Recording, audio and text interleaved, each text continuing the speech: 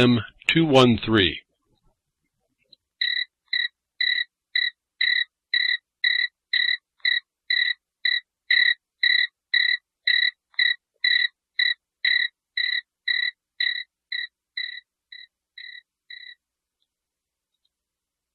You crickets just won't give up, will you? You just don't. It's blustery as heck, making all kinds of noise in the forest, and you just squeaking your little legs together like nothing else to do. Okay, silence again. I don't know what to say. I open up, I have all this stuff to say, and then I say that, and I say, you know, we really are not doing it. And there's so many people making so many excuses about how they're not going to take any responsibility for the condition that we're living in. It's really amazing, and it's not that hard to figure out. And it's not that hard to defeat those that are doing this to us. And there's been a whole other element coming on. I've told you about silent weapons for quiet wars. I've explained to us, all that would listen. And then maybe to the point of the broken record. You know, he keeps talking about this stuff. Let's get on to some more interesting things, you say. About the place that they give you. Just plug yourself in. This digital technocracy they have waiting for us. All set up, ready to go. Planned so many decades ago. And we did. We're plugging ourselves in, and we're finding out our vulnerabilities about that. And they're trying to get us into this, the switch cashless society condition. Now, I don't know if people are appreciating this, but I'm noticing people are actually engaging with fiat currency. They're actually embracing that stuff to show you how fast it moves. You get past the principles. Oh, better to have that than to have the crypto coins because, we see now the switch is there. And now they got you embracing the fact of the fiat.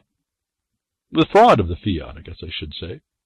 And in a way, not so bad if you think about it. But what they also did, I've explained it to you, and in my naive little view of this, is that they just didn't give anybody the carrot. Yeah, they gave us the carrot. We're all going after it. A little stick on our head. They didn't give us the credit for ourselves that they stole from us for these exactions of every kind. Nobody looks to see what I keep telling you. For those that I haven't said it for a long time, those who go look. It's right in the code, what you're going to be up to for all you think you have civil rights. And the Honorable Martin Luther King, whatever he was up to. You want your civil rights. You want your content of your character. You didn't even know what the words meant. Title 42. Section 1981. Is that it? I don't even know anymore. I don't even think about it. Is that right? Long-time listeners? Civil rights is the exaction the privilege to pay exactions of every kind and no other. That's your civil rights. Go look at it. Go read it. And everyone's content in that. I pretty much predicted how this would turn out that way, just using that from a long time ago, seeing, that's really that's the beginning and the end of how this all turns down. And nobody really wants to look at that and take that bull by the horns and maybe that's not the bull will kill you, but at any rate, guide the bull into a pen and keep it there. No, I have a bunch of people coming up and saying, government's no good, and society's no good, and we have to be anarchists to nothing we understand, and then we give, what was I just hearing, the stateless society? How inane are we going to get before we start looking at the right thing to do? Isn't that stateless society an oxymoron? Anyway, get on to the point of our vulnerabilities. I wanted to make some comments here going into the digital side of this. Some of you aren't interested, some of you are. I think it's important that we know this is the intelligence gathering part against us. Those of you that are going to step up and do something, it is part of the equation that you have to figure out. That they were telling, or like I was telling you before, and why my question about Snowden and all Snowjob and all these other people that were, especially because of the people before were ignored, and then all of a sudden Snowjob shows up. They were telling you about all these vulnerabilities so that you'd go to sleep, and you did. And we've already got the studies on that. They're already looking to see if it worked, and it worked. That you would go back to sleep on all this. Notwithstanding your knowledge, you would go back to sleep on it. And this is our problem generally. on most everything. And probably why I start sounding like the broken record, because there's really not much more to talk about, but defeating this in us so we can go after the stuff that they're using against us, take that club away from them, and we don't need to go vicious on anything. I don't think I've ever advocated any kind of any violence, if I can put it that simple term. Everyone should recognize that word and the distinction. Force is required, but violence not necessarily at all. And so we can do it that way. As I've said, I've advocated actually against the Second Amendment in a way, because it seems to me we're a bunch of drunk kids, and we're being handed with the Second Amendment to go use is not a good scenario. And I've kind of looked into the future, my little crystal ball, and said that's probably not the best way for us to go. Not that it's not a way, it's there. I've told you it's there, but not a good way. Not if we're walking around in our blissful ignorance. So here we go on this. Get back onto these tabs so I get through them. I leave so much on the board every week. I never get to the point. Last week I realized I didn't even get to one of the points. Or the weeks before. I don't even remember now what's going on. The point about the mental health in the UN. I don't know if you paid attention, and I mentioned it, but I didn't make a point to connect this. And I wanted you to know, because this is happening. It's now on Twitter. It became a thing. The mental health movement is now a thing on the Twitter. Mental health matters. If you didn't think all this was planned, and I told you that was coming, well, it already hit the Twitter. And that was started by a little video that I talked to you a couple weeks ago, where, Prince William is talking to Lady Gaga, of all people, about how Prince William's brother, Harry, has a mental health problem or trouble, and it's just dealing with the death of his mom, and that can, be pretty bad. I'm certainly not going to judge or interfere in any way that there's a real problem in that. But he comes up now today after all these years, and Lady Gaga didn't know she was a mental case if you didn't know for what some of the stuff she pulled off. But at any rate, now they're teamed up to tell you that mental health matters. And right in line with how this UN mental health is now making the push to its finish line that I talked to you about in their document last week. That I will again tell you that I think it was Ron Steffen who dropped the link in UCY chat or his broadcast, and was talking about it as well. All that's coming together. That you have to understand this is a movement coming through. It's not that mental health doesn't need to be a priority at some point, and we care for those people that have trouble. It's that this is coming through a movement on a global scale. This is the part of the globalism, and it's going to be a tool they use against you.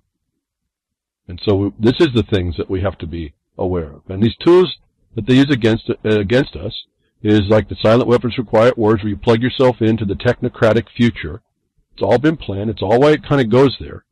And you wonder why it doesn't have a link, how you don't see it going on. It's the incrementalism that goes on. And I'll continue my thought. I just looked down and saw something in the chat. But anyway, I'll just stay focused on what I'm talking about here. This is one of the problems with the chat. We could talk all day, I guess. The UK secret blueprint with telcos for mass spying on internet phones and backdoors. Again, I'll just read the title. That tells us all we need to know. But it's not just that you know that. It's that this is a plan. This is those that are running the show. Part of the joke about voting harder. Those that run this show have it all worked out, and they'll do everything to get you to buy in. You pay for it to buy into their place that you plug in so they can monitor you. They need this information. And now we get it seen that the UK government and going through UK organizations are collecting up data, and it's all big time. And the question about your encryption being protection is kind of blown out of the water as well. And so this, again, I don't even want to, I think that should be enough. Governments are going against their people. That's not their government then. It's always been a foe. In the United States, as I relate it to mining districts, the government, the society, I'll put it this way and kind of relate to it, I didn't think about it this way, but the society of miners, as they get together and they find they need protection, created mining districts as their government. They became one and the same. It's a state. In fact, again, I'll just refer to all this stuff is right there. If anybody want to go look, I'm interested. I'm intrigued somehow. People that I know listen, they're listening to what I'm saying. It's like nothing I've said actually settles. Not everybody, but some. Things I talk about 6 months down the road are being talked about like they're brand new, and I'm thinking, well, I just said that. We talked about that. We should be moving on. But the lawsuit that we filed, the Jefferson Mining District filed in 2013, the district was a foreign state, or it is a foreign state. Not it is. And so there's not much different between the societies and the state when you come up together. The word state is an interesting term. And so getting over to this is the government, so-called UK government. I don't think it's anything such. They just call it, this is the fake news within the news, the lying within the lying. You just got to kind of pull this out. But here, the encrypted content that you thought you were sending has been, for a long time in the UK, been not a factor for the government. UK cops may soon be able to remotely disable phones, even if no crime has been committed. Think about this switch that they have. Your communication, your right to associate in America, your right to, I want you to follow this because you need to kind of pull this together. As I move through this, I realized something else developed in these tabs. They started out as warnings of your digital vulnerability, and then they turned into a whole other thing because of one court case that came forward here this last week. That we have glimpses that the Constitution isn't quite buried yet. And I'm here to tell you that if you don't understand how this works, and you don't bring those words in your mouth whenever you can in the right ways where you can, that gets diminished in everybody. So this won't necessarily apply anymore, but I want you to listen for that. The UK cops may soon be able to remotely disable phones, even if no crime has been committed. This agrees with what I've been telling you about the world. The globe is in a world war, and you are the enemy against the government. These people that have come under cover of government. They're not really the government. The cops can turn off phones even when crime has not been held. What else do they do in the United States and just about everywhere that has it in what we call civil forfeiture, but do the same thing? They take your rights and your property before there's been any conviction. I want you to remember that as we go through this, because we're going to talk about that. Hopefully I get to it. But here's the switch. You get in your phone. Remember, the United States government is their agency now, not even the courts, as I can see them yet, until they told me different. Their Supreme Court says that your phone is an interesting problem for the government in that it's just not any other device that they can jump into. And so some recent decisions are showing you there is breath yet, maybe the last ones, in a constitution that limits the extent of the powers of government to do things. Notwithstanding all you see that's wrong and been gone, and the license it gives itself. I've told you got to challenge it every turn as best as you can, and I attempt to try and give you those concepts on what you put your mind on to go do behind the woodshed all the time. I'm trying to do that for you. You don't get lost in your feelings. You don't get lost over there in what you thought it was supposed to be and what you've been told it's supposed to be. You go down and you do the hard work to do what they call due diligence in the liability side, in the contract side, in the market side. They always put it into market commerce, but at any rate, we go that way.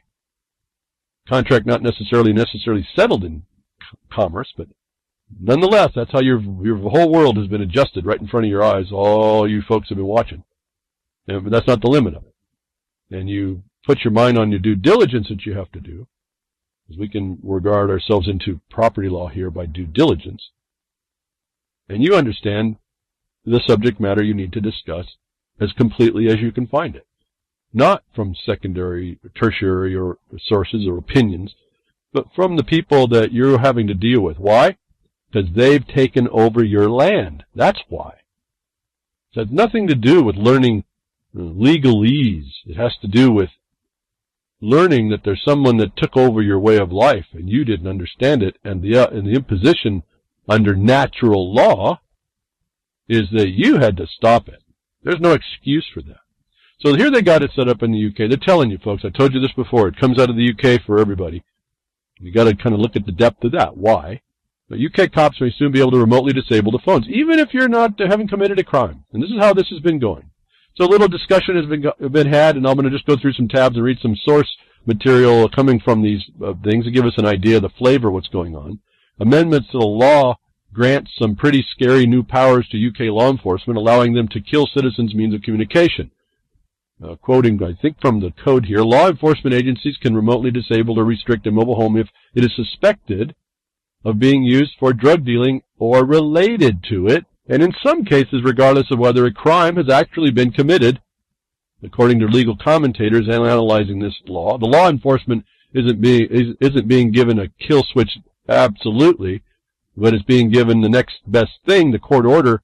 Police can approach service providers, and with a court order, the police can approach service providers and have them restrict or cut off service.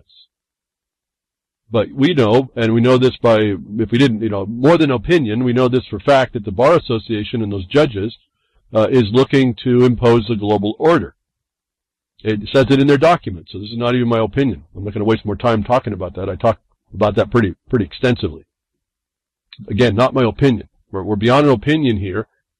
We're beyond media. I'm reading this stuff as notice to us, and I think you need to all know to see this is going down. Why? Because these things build the foundation for your understanding, from which you will respond in any time in the future. Right now, there may be no threat. But in the future, should there be one, you really are going to have to respond a whole lot better than sticking your head in the proverbial sand. It was the sand in Proverbs? Anyway, orders can apply if the user is, quote, facilitating the commission by the user or another person of a drug-dealing offense, or, quote, conduct of the user that is likely to facilitate the commission by the user or another person of a drug-dealing offense, whether or not an offense is committed. Does this sound much like the highways down in the southern south of the United States of America?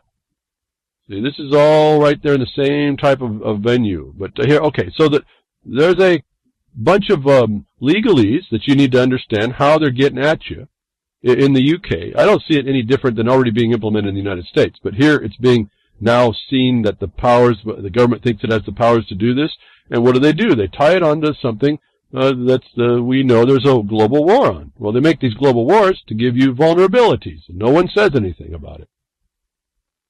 So I say it's more, I don't think if anybody's appreciated, the 420 crowd is appreciated. When I keep telling you need to go into the DA with your letters, you're not talking to the DA and trying to stop that. You're starting to put pressure on the totality of that war, that drug war, which is being used against you and everybody else. And so this is when I look at something and I tell you that you got to look and do these things, my view is a lot deeper, and I kind of see the future of that pressure, where the mass of the people start to move and press on a very small spot, and you eventually will push down what is oppressing us, the wall. You push down the wall that's already there, that's been built up around us that we didn't understand. Anyway, I want to keep going on here. The UK now, it's found out, they can look at all kinds of stuff. I don't know the technology behind it all. I've been telling you we got vulnerabilities. I've been telling you about these things even in my naivete, just my old experience in tech R&D. See, it's so far from my mind, I don't even know what that stands for anymore. R&D. Amazing. Getting into designing and brand new technology. The writing was on the wall in there. You do this research and development on things that are coming into the world that aren't there, where you're watching material science come in. It's going to advance that technology. We could see the writing on the wall decades ago. Then I noticed the laws were actually building in. It's why it was starting to move in that direction. This has all been set before you. You can buy into it. You buy your phone. You buy this. You buy into all this connection, and that's part of all vulnerability. It's not just in us talking to each other. It's how you're going to exist in the world. And we can continue to ignore this. We can continue to buy into the blockchain. We can continue to move into the technocratic world, or we can stop walking with the ring in our nose, stop walking at all with this unprincipled future, and bring a principle to it. Why I ask you to come behind the woodshed. And for as much as I appreciate the comments about telling people about the broadcast. I'm not trying to whip your ass. I'm attempting to get you prepared to go do that to the people that are coming against you. If you listen very carefully to the end of the broadcast on the file broadcast, when I put the close on the broadcast, which I don't do anymore, for this broadcast, live, you'll hear me say that you're going to put your weapons on those that misbehave. I'm not here to put weapons on you. Now, it may feel like it because I'm talking to you. I'm wanting you hope beyond hope. Everyone steps up and does all moves in any direction you want. It won't matter. We're just moving in the right ways. So I'm not wanting to whoop your ass. I'm wanting you to get able to take out those that are misbehaving. You have to do that. The whole concept of this broadcast has been that for the entire time. Now, how you go about that is another judgment. I kind of do the loss thing because I found out that's the objective basis. My experience has shown that there's no defeat for it when it's properly applied. Why? Because there can't be a better opinion than what that society has agreed would be the objective basis. So it's very important how you understand how this all works. But they're taking this legislation, these occupiers in the governments, these global psychopaths and sociopaths, are taking that law and changing it over time. And that that's simply the natural law definition of international law of a usurper, of an occupier. It's really not that complicated. And that rule requires the pretty simple steps. That rule requires when you sense or find or believe you have an occupier, you have to throw him out. It's that simple. There's no other decision about that. Now, are you an anarchist to the usurpation that comes on you? Well, no, because that's not actually your society. They're making it their society that you could be an anarchist to, but that was let's say in the United States of America, that was your government to keep. You lost it. Now you got to get it back. You're not an anarchy to that.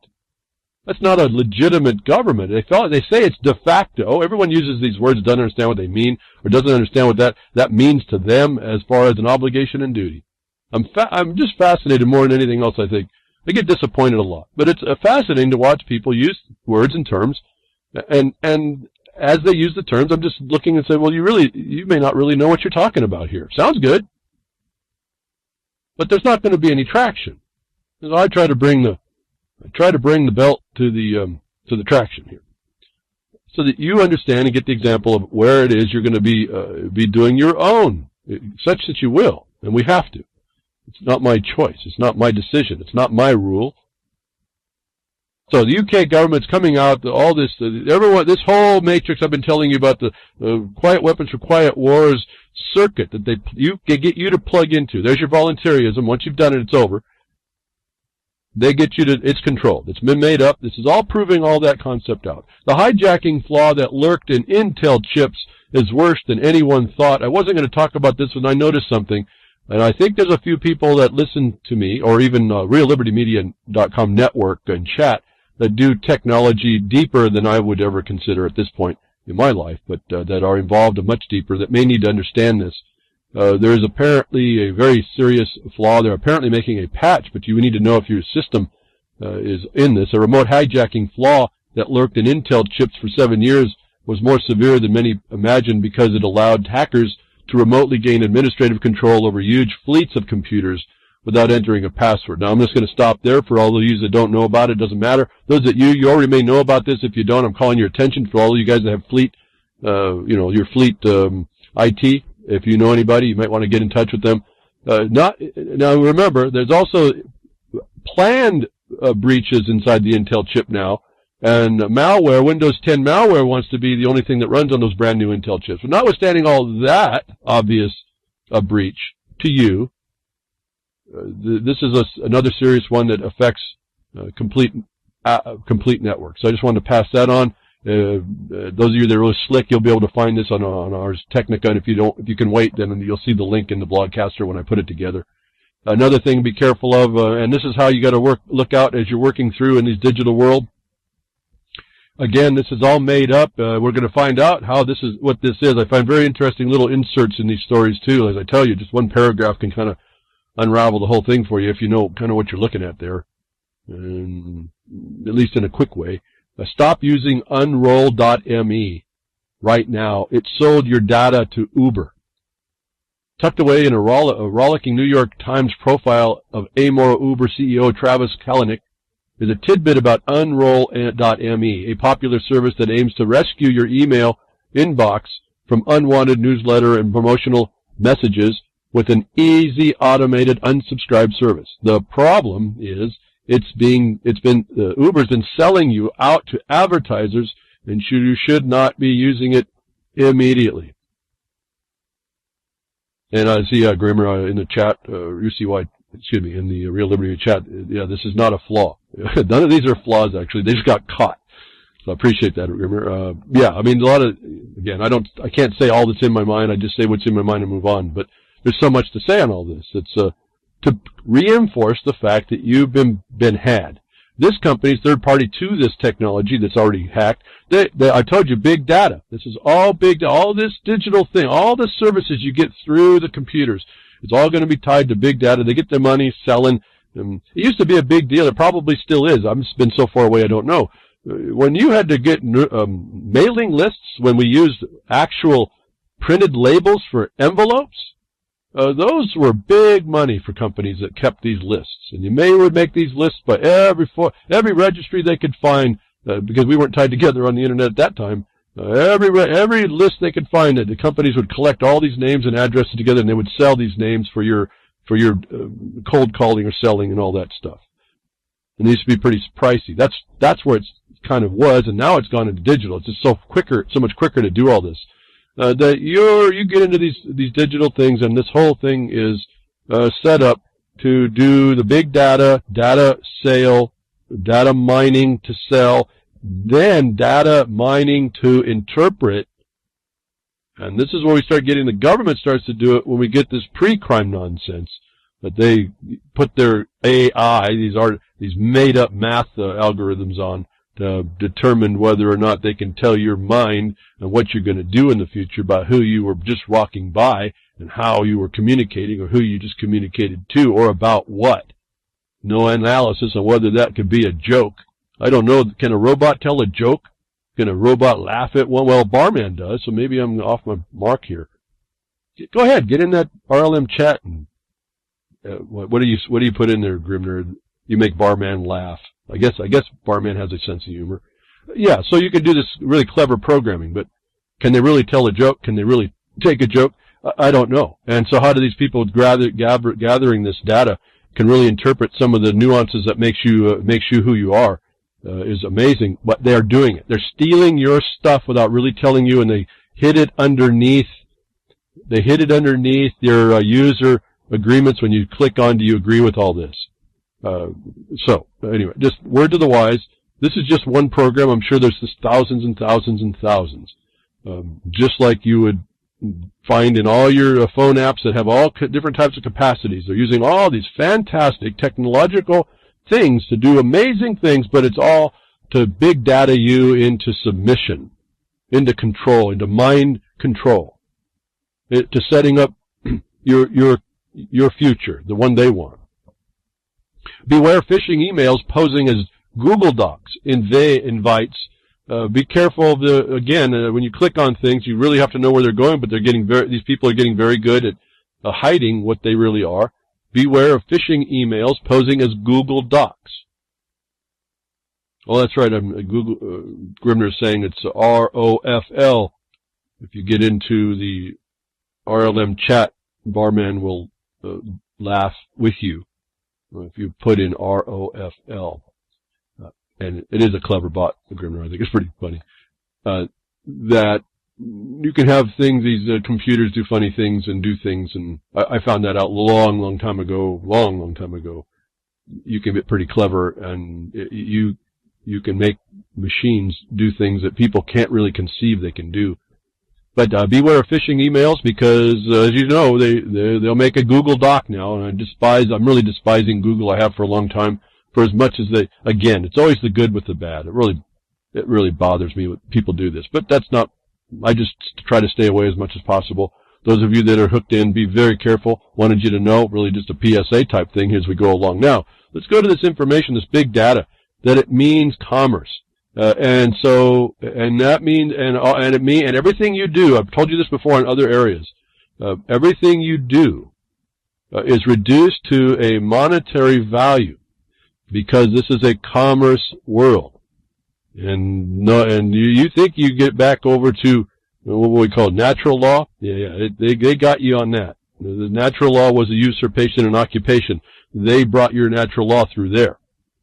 And so this world that we live into, and it's why your internet's not really private, and nothing on it is private. It's really one big commerce usufruct. I didn't cuss. Usufruct. And that's how this thing goes through. And there was no way that we ever thought about before until this thing is what it is to make the distinction between the uses. What I find interesting is that your speech becomes a commerce. Remember, I told you this marketplace of ideas that the United States Supreme Court brought up told me that even your speech has become commercialized, even if it's not intended to. It's almost all what I say political speech. Politics is commerce. And remember, I keep all this stuff starts flashing through my head. When this nation, the United States, started after the Declaration of Independence, it was subject to the prior engagements, the prior commerce engagements that were made and linked up to reconnect the people who declared their independence with how the new structure would be built. And it's in a political jurisdiction. And that's it. I think I've told you, I've said this over and over. All this stuff is over and over. It really is like a broken record, but no one really seems to hear what I'm saying about that. This was only a singular, in the conceptualization of sovereignty. The United States is but 1/5 to 1/7 a total sovereign as it was created as a political organization. And so I'm suggesting that you understand these terms, not words, these terms, so that you understand what you're up against. Whether or not you have to respond now is really irrelevant, but to dismiss these terms and the reality of what they do, notwithstanding our indignance that they're being used against us or we think we don't need to use them, they are being used against us. You, me, everyone.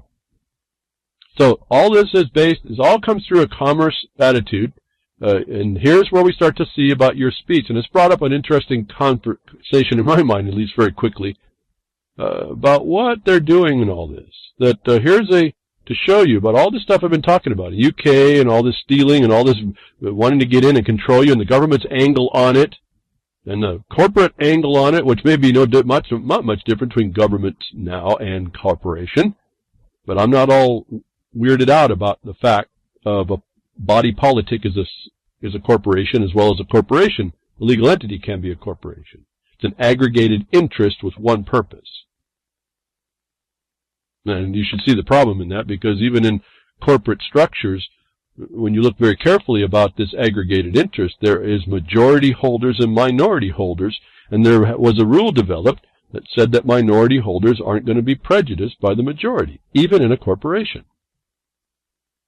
And you start working all this stuff out, you start saying, well, this is again, I call it the fractal, this political fractal, the legal fractal, whatever you want, whatever jurisdiction word you want to use, it's this fractal of us. We keep denying it all, but it sits right there for us to see, and I think that when you keep denying it, you're just prolonging the pain and the misery. And you'll say different, but I mean, I hear it all the time, but it really is not solving anything, and it's not taking up the responsibility. It's clear that it needs to be done. So here, let me just get to the title here. You think Google search is free? Austria seeks to tax it anyway. And this was very interesting little look at how these governments who want to tax you conceive of these things. Social Democrats, I levy on ads, taxes on digital, quote, barter.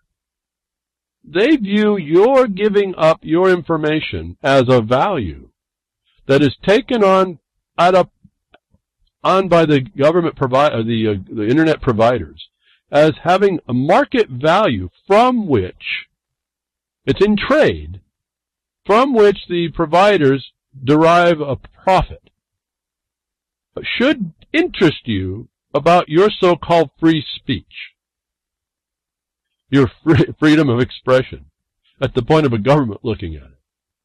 Austria is seeking ways to make digital services like Alphabet Incorporated corporations, Google, or Facebook Incorporated pay taxes for transactions with the nation's internet users, trying to plug gaps in the tax system still designed for brick-and-mortar business. Now, you got to understand this also about what taxes end up being and why they brought up brick-and-mortar businesses adverse to the internet. And when you start studying what taxes are, and really what they apply to, not what they're being applied to, or not what people voluntarily themselves into having it applied to, but what it's to apply to, you have to come away with the idea that maybe tax is not so much theft. The abuse of the liability is really what we're responding to, which is improper. But when you find out what a tax is for, and there's a reason for it, you hear a little bit right here, that this tax system is still designed for brick-and-mortar businesses, and they're trying to bring parity between the businesses by this. They're legal entities, okay? Let's get right to it. They're not men and women, and they're not men and women that are dumb enough to accept and voluntarily themselves to be legal entities. By the very deceptive scheme of using characters that look like your name or the one you thought was yours, deceptively styled in order to make you believe it's you, and then deal with that. And this is not just a legalism or a trifleness. This is exactly how this works. And I don't get too much more involved. I don't get into all the names about it. I just know the function, and I know how, I've told you how to defeat it. That you can't shows you have somebody in the offices of the decision of the government that are criminals. It's really quick to identify this. But here's a little glimpse. The tax system is still designed for brick-and-mortar businesses to bring parity on commerce. And they're saying that your communication, the information you give, has a value in commerce for these companies, which they deem you to be in a barter transaction with. Should be a little bit interesting to you, I would think. And if it's not, well, what am I supposed to say about your interest? But given the oppression we live under, I think you should be interested in it. And I think it should form a little bit of an interest. It's kind of an interesting idea. Get your mind having to work with how these magicians have done this stuff. Raising more taxes for digital businesses is part of a broader plan to amend the country's corporate tax code. Guess what? That's all there is. You've covered that over in the United States, but that's all there is. Remember, 1910 court case said that there was a certain the taxes were upon a certain class of legal entities. In 1913, a court case said, and the new tax law in 1913 didn't change that. People seem to miss that part. And when people tried to argue that they weren't this corporation, I started to look at how the government responded. I said, oh, that's not, you don't go that path. Go a different one. And so I developed for myself, and it's now been found out by a few more people, how to start to set that record. Well, I keep telling you about this record. It's so important. But we're seeing little secrets in this little article here. I thought was amazing. You don't have a choice either that your expression is considered the marketplace of ideas. It's in commerce. You don't have free speech, actually. Yeah, I won't go more. There's so much in these articles, I don't even know where to start or begin at some level. I just got to let you know. You may be interested, and this is my problem. I'm sitting here behind Woodshed talking to you all. I want to give you the weapons that the belt that you're going to go take to the one that's misbehaving. It's easier for me to work on the one that's misbehaving and knowing who that is or what your problem is. So I got to talk. I'm speaking in the blind, if you will, from the blind, behind the woodshed, to the blind, and possibly the deaf, the crickets. It makes it a little difficult for me to organize things up when I discuss this. Now, again, I just take these notices and just tell you here's important knowledge. Written in even this news, this fake news, the good news with the bad, all this is right here. Learn to discern. To me, it's really fascinating how this construct has been put up against it. I don't like it. I don't like having to come to terms with having to go deal with it or learn about that thing to go deal with it and then find out the deciders in there are criminals. I don't like any of that. But it is a reality. And it's a real reality for those that take on the responsibility to confront it. And more conversations I've had this week have certainly been wrapped right around the fact that there's just not enough of us. It's easy to defeat. There's just not enough of us, and persistently so. Everybody seems to make excuses. I even talk with people good-hearted. Every other opportunity of response, if not every opportunity to respond, is a negative, fear-based response. And then which is okay, I get to talk about that. I get to explain how that's misperceived and how the question trying to be an answer is still a question, creating the end result. You create the outcome in your perception of the question you ask about how things are going to proceed. And when I hear that, I can hear you're already defeating yourself. I can then explain how you reframe what you're looking at.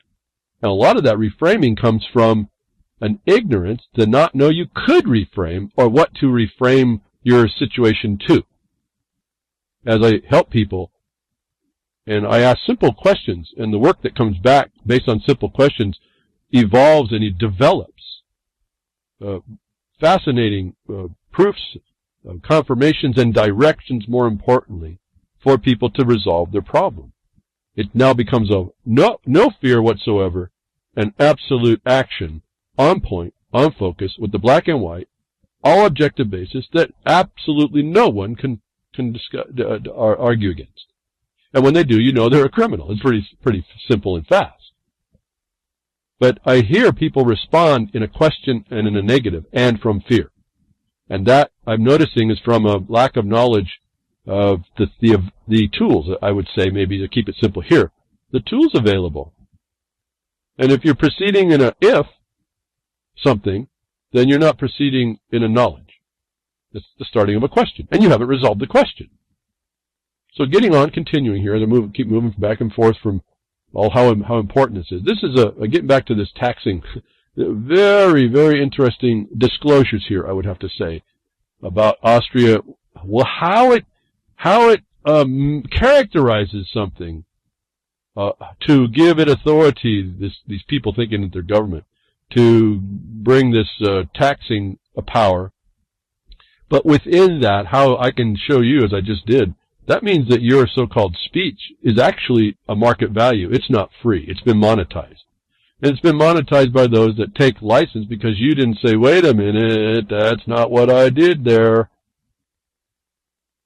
And or you continue to do it in knowledge of that, and so they take your voluntary use of that, your plugging in, your buy-in and plug-in, as your consent. And it's why, I mean, when I say it that way, I just, all arguments about voluntarism goes out the window, and how people don't think it is it just goes right out the window. Because I can see very clearly how this all works from that point. Not that I see all, I just see these things. You don't allow these things on you, and when you do, by your silence, or by your use, or by your commitment, or by your incorrect response, they take great license. And this is I don't like it. This is not my rule. But this is what we're up against. And to disregard it, I'm feeling, because we address it, when we address it, it stops. So therefore, it sets my opinion, if it's an opinion I have. It's really just conversing with you, the experience that when you do take the responsibility on subject matter, and you apply that, and you don't let these people get away with their deception, it starts to end. And I say starts because it's a little bit of work continuing as you start to shut down that machine that started up. 234 Android applications, exacting. 234 Android applications are currently using ultrasonic beacons to track users. So all this fascinating technology The companies, these big data gatherers, are actually calling out, having your devices that you agree by taking up certain applications to be tracked by. So everyone wants to talk about Big Brother or what all, that big monster, and they want to show, Apple Computer will show you, oh, this is the dystopian government talking head on the black and white screen. They've kind of got you to thinking it's them, those things on the black and white screen, and they didn't. You never looked around and said, but it was you that started that. A team of researchers from Brunswick Technical University in Germany has discovered an alarming number of Android applications that employ ultrasonic tracking beacons to track users and their nearby environment. Wired for sound, folks. This is like better than RFID. I told you these little phones are concentrated eval. They get you somehow. We should have guessed it when they could program phones, program computers that are not wired to the internet by sound or laser, and any number of different methods to hack the systems using just physics and vulnerabilities, things that are typically completely out of our brain, and that's where they work. Their research paper focused on technology of ultrasound cross-device tracking that they even have a mnemonic UXDT that became very popular in the last 3 years. UXDT is the practice of advertisers hiding ultrasounds in their ads. When the ad plays on a TV or radio, or some ad code runs on a mobile or computer, it emits ultrasonic sounds that are picked up by the microphone of a nearby laptops, desktop, tablets, and smartphones. The Internet of Things, folks. Alexa, your thermostat on your wall.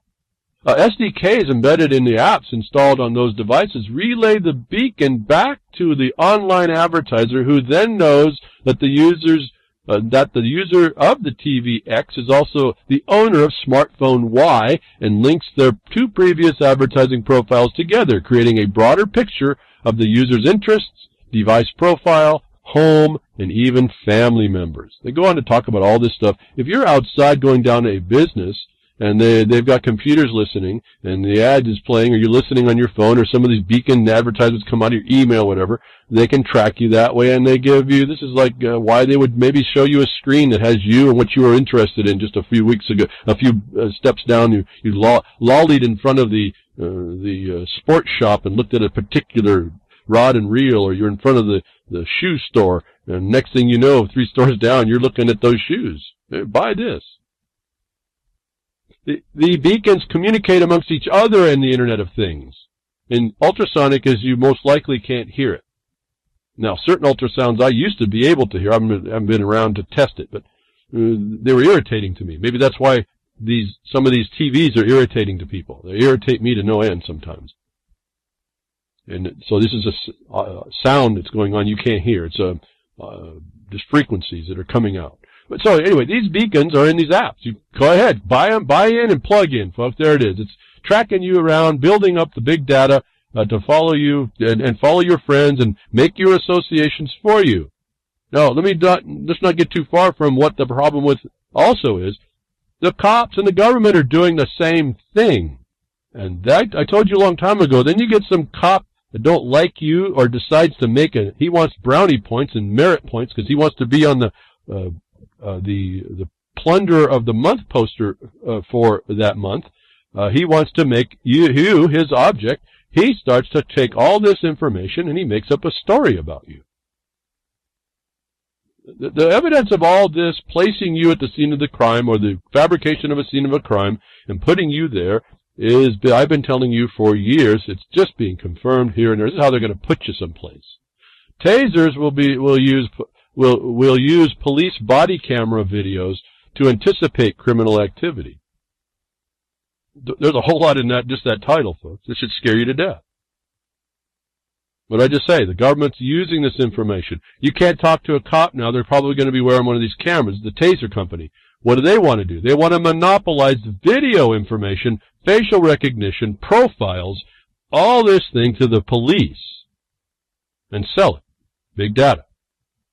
And you don't have a say. Apparently, you're talking with the cops now becomes a commercial transaction, and you trade that information to the cops so that this third party can make money against you and help to potentially advocate some more harm against you by the government. When civil liberties advocates discuss the dangers of new policing technologies, they often point to sci-fi films like RoboCop and Minority Report as cautionary tales. Those were the plan, folks. In RoboCop, a massive corporation purchases Detroit's entire police department. Does this sound, how about Flint, folks, about the water? Boy, this is the way this works. After one of its officers gets fatally shot on duty, the company sees an opportunity to save on labor costs by reanimating the officer's body with a sleek weapons, predictive analytics, facial recognition, and the ability to record and transmit live video. Although intended as a grim allegory in the pitfalls of relying on untested proprietary algorithms to make lethal force decisions, RoboCop has long been taken by corporations as a roadmap.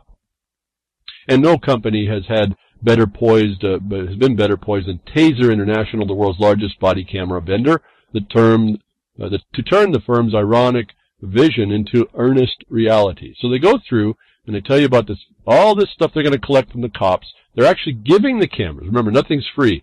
The cops get free. They get to now get access to all this video. They do terabytes of video compiling at their servers. Third party. You don't even have a chance to say no. This is how deleterious this becomes to all of us, especially with that guy sitting behind the scene who wants to make a buck. Remember, when they went to Best Buy, the FBI was paying the techs in there to look for porn, and then we found out they were actually starting to plant it. Such is greed in people's mind. How easy you see principles fall, and more. So, again, I guess I can stop reading. The cops will take your data, and you've made a barter with them over that. Well, they come to beat you down.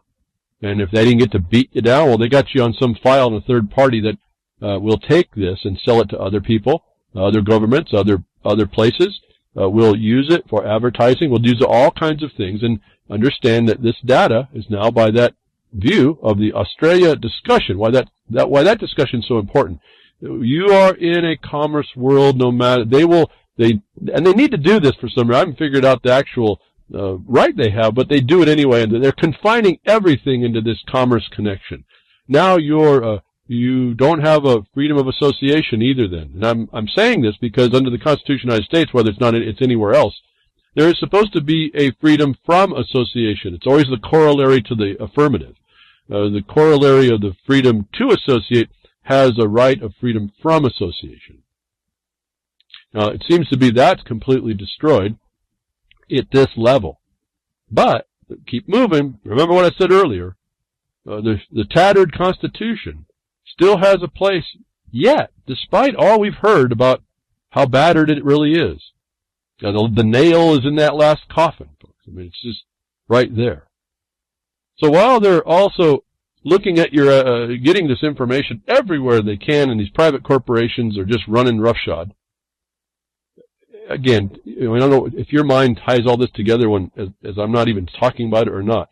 Remember, this goes to the so-called robots. All this becomes a robot someday as well. That's supposedly making decisions. So, I mean, it's kind of wild. My mind starts to shut down a bit. First of all, I don't want to think that far. I got to spend time dealing with the problem today. And if I'm successful, then maybe all that doesn't come to the fruition of the plan. Maybe we subvert the plan. So I tend to look a little bit to see where they're still going, how they're going, how fast they're going, and then start to make decisions whether or not I can move in the direction or incorporate certain aspects which slowly move into the direction as we move along. This is what I did in our lawsuit in 2013. It's amazing how much you can bring in, depending on how you frame the oppression, how you explain the act which is a violation to those similarly situated.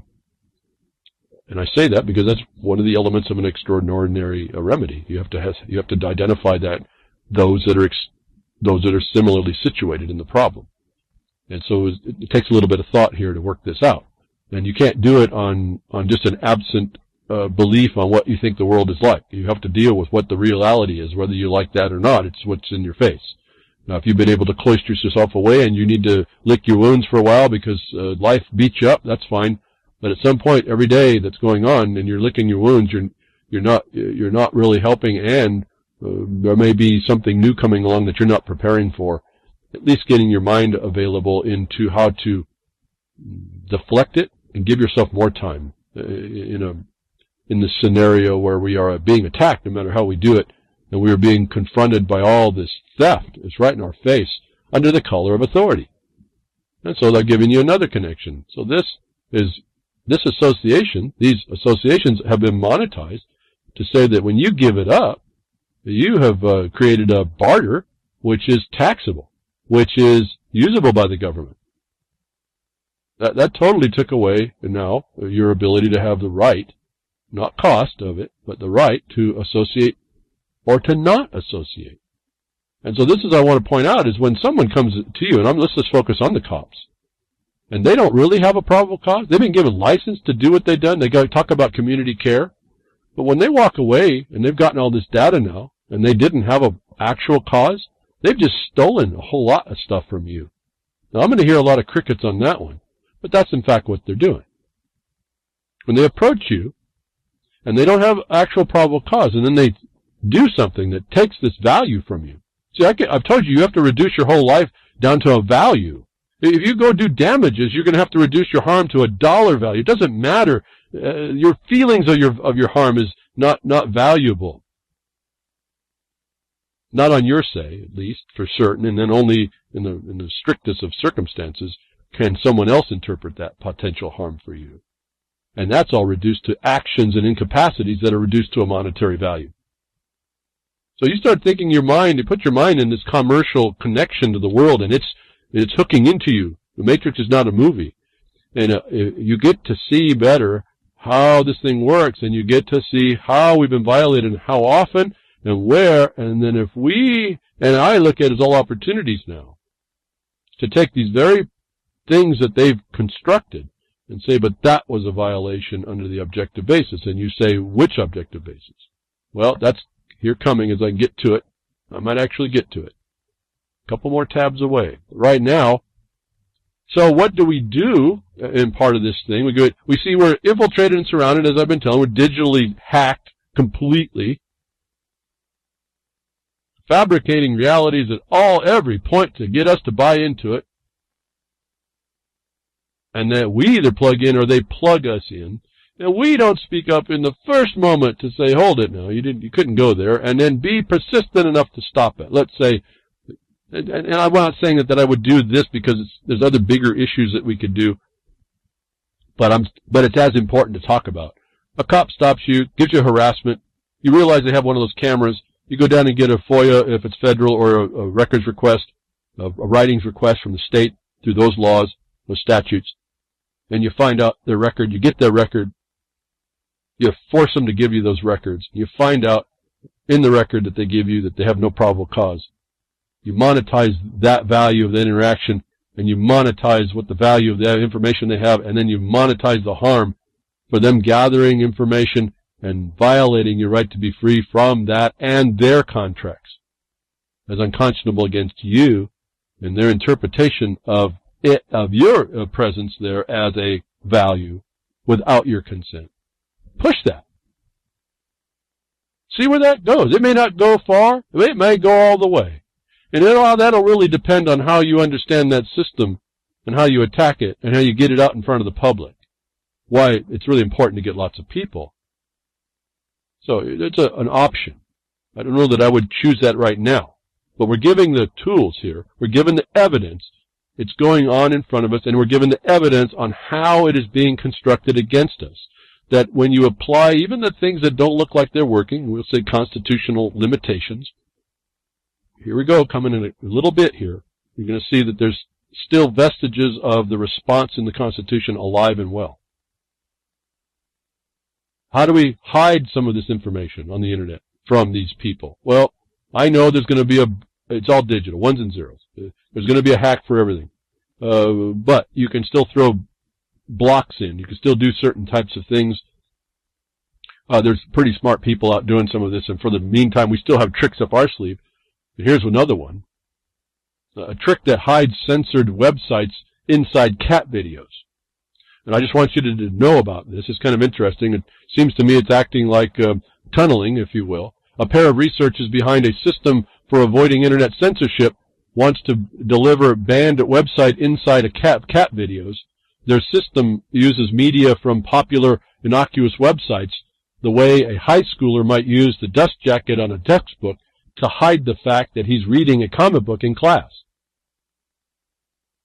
Please do not approach this like a high school student.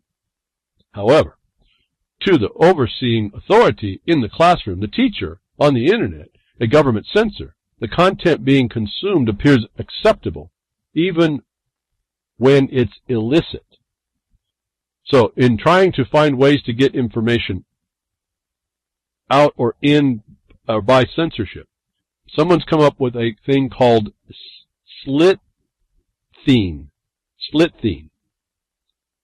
The researchers who work at the University of Waterloo's cryptography lab, I'll get it right, multisyllabic,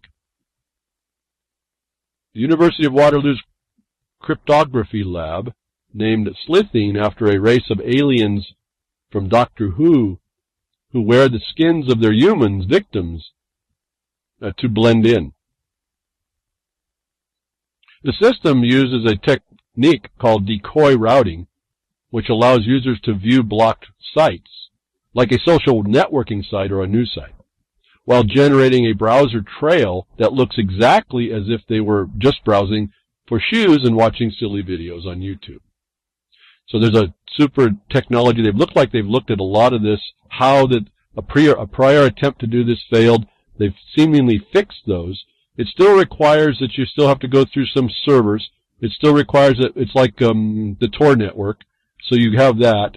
But they've looked at a lot of this, and again, I'm just talking to you about what you might need to put, how you may still be able to cover yourself a bit here in the future, and how you may want to, and how maybe there's programs that make it really easy. Right now, it's a little cumbersome.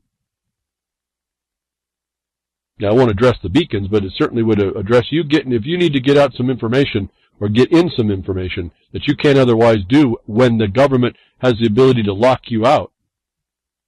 That becomes really apparent, really needful for you. See, most of us are lapping in the luxury of our internet connection.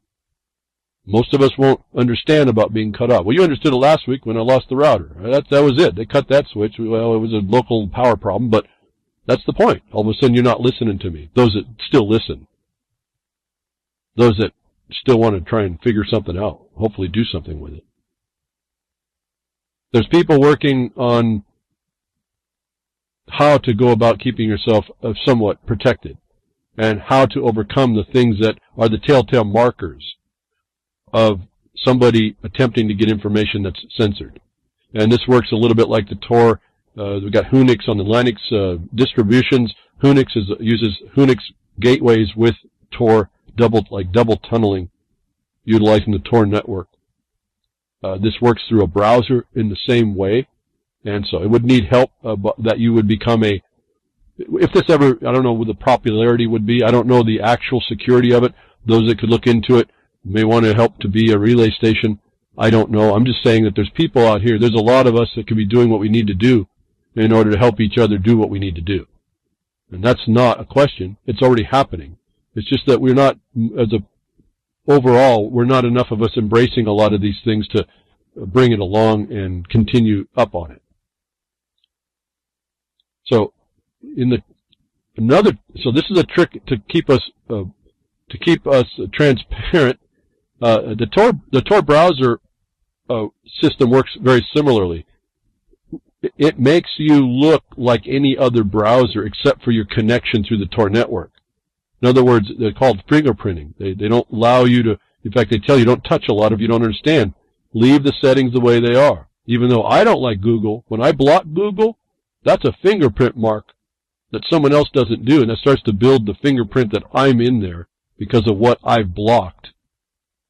And so you want to look like that herd they keep treating you, they say is out there. You want to look like the herd. You don't want to do a lot of things to make you look different, is how the Slytherin works. Did I say that right? Is that the right name? Doesn't matter. You'll find it. There's a link in the broadcaster. The anonymity is in that you look the same as everybody else, and the odds of finding you out are very much more difficult. So, looking transparent, being able to get something past is very a critical tool. And then this came up, which I found just in a way just interesting beyond. Well, these people, these are brilliant, and they don't ever stop inventing things. Is the way I looked at this one. It just didn't. It was almost like I was looking. This is a April 30th story. I thought, are you sure this is not from the April 1st? Not because they're not going to do this, but because I'm not so sure we don't see the telltale signs of a fraud in this, but that they can take this provision, as I say, they can create an environment that puts you anywhere, is now handed to us to say they can find DNA in dirt now. And here's the kicker. No bones needed. And that kicker is what caught me to say, wait a minute. With all the deceptiveness that's going on, here's just another thing going on. They have no actual basis. They create an underlying non-basis in order to validate a assumption that everyone buys into again, and they plug into the assumption and condemn whomever they're targeting. This looks like a setup to the future tool for a number of things, whether you want to find yourself, fabricate yourself in a place because you need to find a blood lineage to the soil, or the government just wants to find you in the place that they said that the Israelis can reproduce your DNA anywhere. DNA can now be extracted from dirt. New tech may solve many mysteries of human origins. No bones needed. That is a problem. With no evidence of bones, what do you think you're measuring? It was the first question that came to my mind. That very point, if I don't need bones, means I can make it up anything I want to do. I don't need to say that anything was there. An amazing technology involving technology innovation in the study of DNA has been called a game changer in the research into ancient humans and hominids. It may solve many of the mysteries that exist in relation to origins of humans and could completely rewrite our family tree, is what they're after. No bones needed. We're just going to make up this DNA. A new study published in the Journal of Science has revealed a technique that can extract human hominid DNA from dirt. No bones needed. This means that by simply taking a half a teaspoon of soil from a cave and running it through the new analysis, scientists will know if species of ancient hominids lived in the cave and who and what they were. Remember, I've told you, look very carefully at game-changing technology. Not because it's not game-changing, but because they can hide a whole lot of devilish conditions in there. And this is a pretty damn incredible, said Rob Scott, an evolutionary anthropologist at Rutgers. Let's say it again, what the motive is. Evolutionary anthropologist at Rutgers. Tom Hingham, an Oxford professor who specializes in dating bones, called the discovery a, quote, new era in Paleolithic archaeology. Scientists have known for over a decade that DNA, which may have come from urine, feces, sweat, blood, semen, and or decomposed body, can survive in ancient sediments, even for hundreds of thousands of years, but they had no way to analyze it. Just a teaspoon of dirt can contain trillions of fragments of DNA from dozens of different species. Hybrid what? Gene splicing who? That would be a what, wouldn't it? I mean, we're talking about a chimera, right? I mean, we're going to measure all this DNA. However, research from Max Planck Institute in the Evolutionary Anthropology in Leipzig, Germany, discovered that they could cut through the clutter with a molecular hook made from the mitochondria DNA of modern humans. This means that essentially they were able to pull out fragments of DNA that specifically belonged to a human or hominid species. Can I stop now? This is a setup. I told you they can unzip your DNA to make new DNA. These people say they're using a hook. Isn't also a hook the thing they use to pull you off the stage, or to bring you into a joke, or to hook you into a bad deal? Something smells worse than fish here. No bones needed caught my mind. I hope it caught your mind. They're making this stuff up. We don't necessarily, I don't think we have enough knowledge to understand what is going on there, being the DNA that I understand they're talking about that might be in soil is so small a piece it can be assembled in any way and fashion. That's just on the surface of this. But enough said, I think. This is pretty terrifying that they can just tell you by so-called technology that they can find whatever they want. It was developed by an evolutionarily minded group of people, and yes, I'm speaking that negates the ability for creation to exist. They need to make a connection that they cannot make in the evidences that are out there between a human and a man, the ape, primate, and a man. That's not my imposition. That's just a failure of all this time. I've seen in what was called my attention to scientific fraud. I've told you this a little bit before. I won't go too deep. Making a report on Piltdown Man, and no evidence while I was making that report when I was a little one, moving into being one of those, being a scientist, where you had to draw what you saw, you had to report on what your data said. Make those book reports, bleeding, arduous book reports. Found out after all my study that I was studying a fraud. Why? Because someone wanted to make the name for themselves, and they wanted to make these connections through life on Earth, so-called. That this reeks of a problem. DNA can now be extracted from dirt without bones. Does not bode well for the honesty of things. When you look at what conservation sciences are, what agenda sciences are based, that they, whether you look at people wanting to prove their point, what they'll do, and the humanist condition is right here on its surface, or people like in the Palestine trying to prove they have blood proof to their existence in a place, is a really astonishing magic trick that people, I'm concerned that people are going to buy into that and plug in, and then where do we go from there? But we're totally on the left foot, right foot, whatever, the wrong foot. And someone gets hurt by the deception. So now they can find whatever they tended to want to find. And I will not be surprised at all if they all of a sudden starting to find everywhere the connections that have been evading proof. Why do they even need the dirt? I mean, in my mind, I'm thinking, well, what, if you don't need bones, you don't need the structure that maintained the organism. And you think you could get little bits and microscopic pieces of, nano pieces of DNA, and you think that all those puzzle parts mean something. Boy, you are somebody. And that extraordinary leap, it tends to show me that there needs to be an extraordinary proof. And I think I'll just stop right there. There's something wrong here, and we'll watch this develop or not, but I think we will watch it develop, and you're going to start maybe seeing some very interesting things and critters and all kinds of stuff develop, just to prove certain agendas.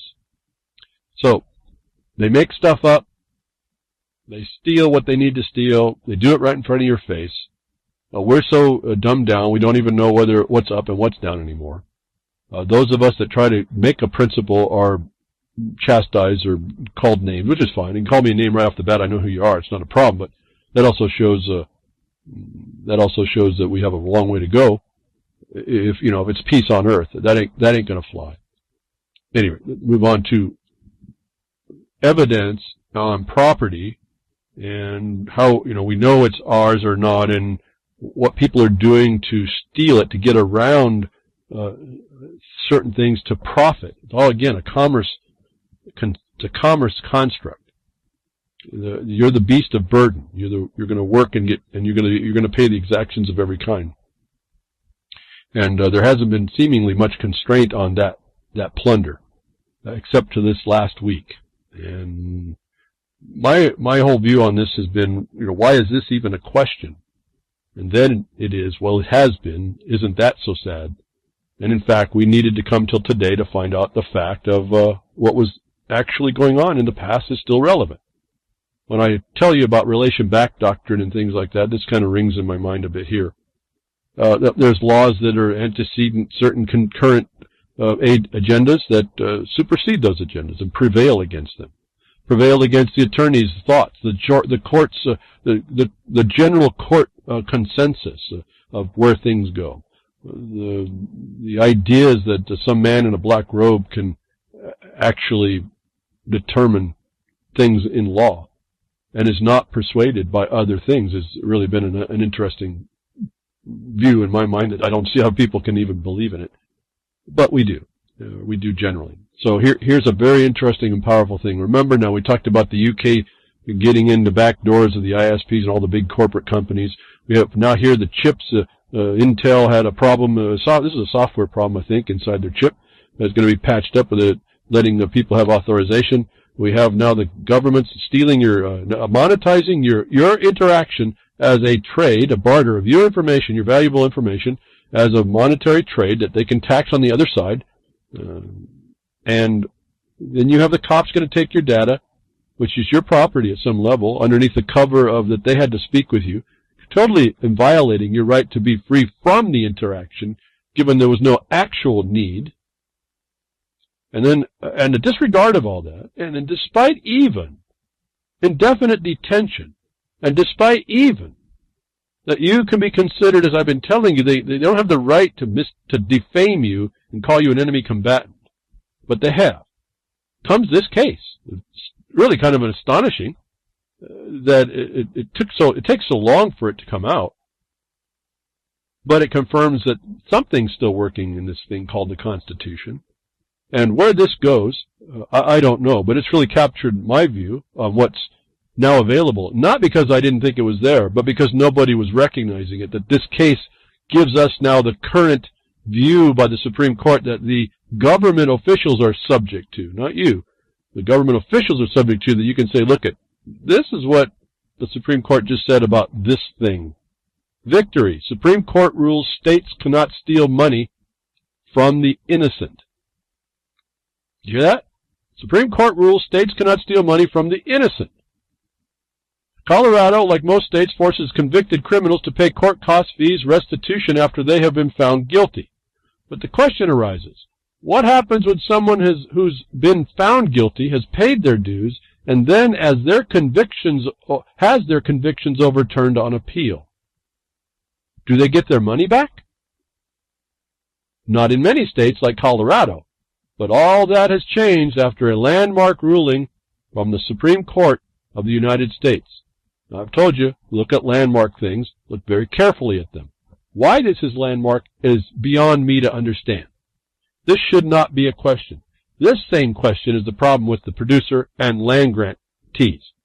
That we should not be having to defend ourselves at all against any encroachment until there can be found a crime happening with what we do, is really sitting here really loudly in a silent way.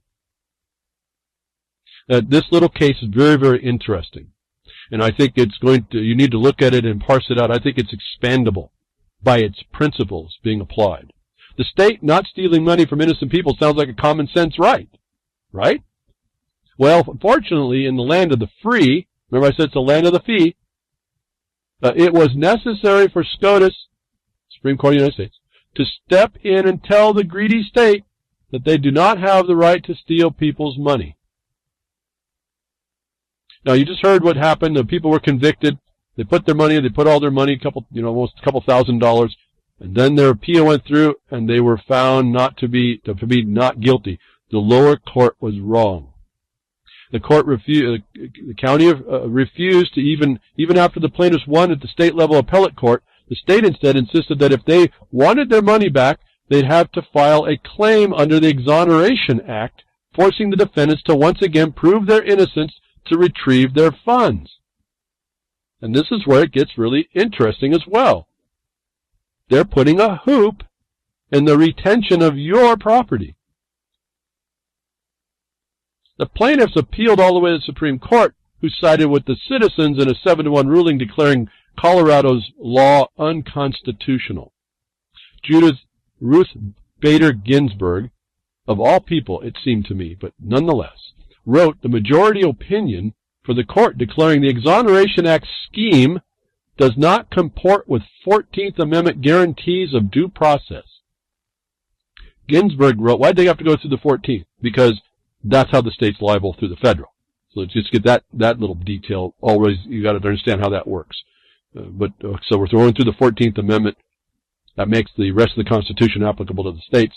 And Ginsburg wrote, and other federal things. And Ginsburg wrote that Nelson and Madden are entitled to be presumed innocent. And, quote, should not be saddled with any burden, or any proof burden, to reclaim what is already theirs. In other words, they shouldn't have to demonstrate they're not criminals after the court has already made such a determination. Ginsburg forcefully rejected Colorado's argument that, quote, the presumption of innocence applies only at criminal trials and not to civil claims as under the Exoneration Act. Quote, Colorado may not presume a person adjudged guilty of no crime, nonetheless guilty enough for monetary exactions. So apparently that's not those exactions aren't every kind they're talking about, but they cannot be guilty enough for monetary exactions with a limitation here that I'm not so sure will hold up in where your property has also been taken. Here's the point. Presumption of innocence is real. It's absolute. And you're not supposed to be gone through a second trial or even questioned as to your right to a property that you lawfully already own. To me, this is a very, very large case, big case.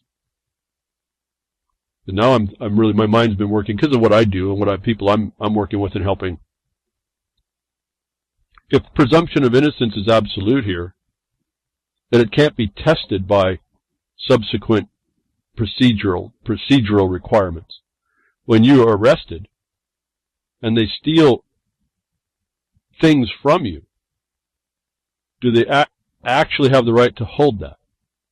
And in particular, where they don't have the right, where they were found in the beginning to not have the right, or in the cases the way I work, the cases with people I work with, we get the government to prove they had no right by the confessions, admissions, and rejections of the due process that we provide to them.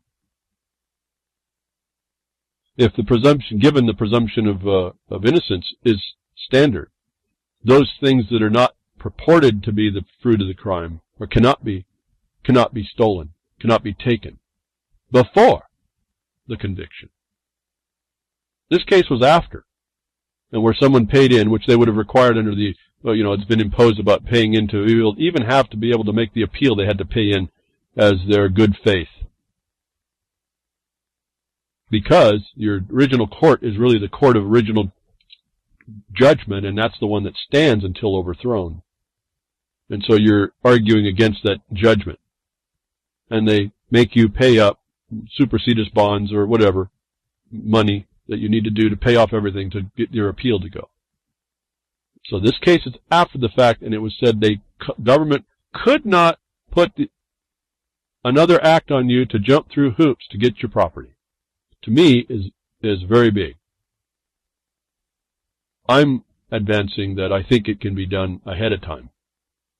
In particular, for things that are not the fruits, not a part of whatever the crime might be that you're being charged with. And when we get into certain administrative things, that is not going to be very much. Let me make it less esoteric. Traffic code is administration. Now, it used to be no question that you'd get your stuff returned. But lately, with this bonanza of plunder over government confiscation and forfeiture ahead of the fact, they don't really return much of anything. This case says that's been completely wrong. Now, any reasonable, principled people would say so as well. But because the government has been usurped and overthrown, your government, and overthrown by a bunch of plunderers, thieves, occupiers, this is where it starts to go, and it takes a while before the law catches up. Is why I keep telling you to start understanding what we're up against so you can place these discussions up front. And the more of us doing that, the faster that they can't get this through, the more of us are going up through the ranks in order to shut it all down and giving notices to other people. See, a lot of people don't appreciate this problem of ignorance. This is not a game to be played. This is an action that has to be taken in defense of oneself and others. Because we are in an occupied territory, wherever that is around us. And people don't want to admit to that, and they want to make lots of excuses that it isn't.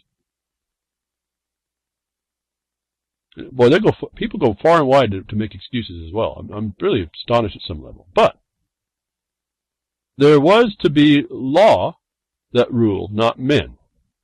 And what's happened is we have corporations and their employees running roughshod over both. But this case is pretty huge.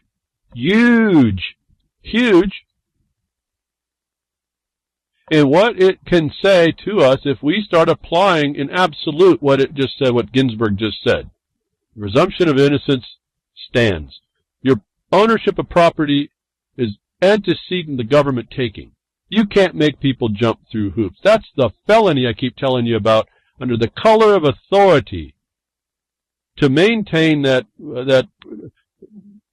hoops is the felony I tell you is happening under state law that rises to the level of unconstitutionality.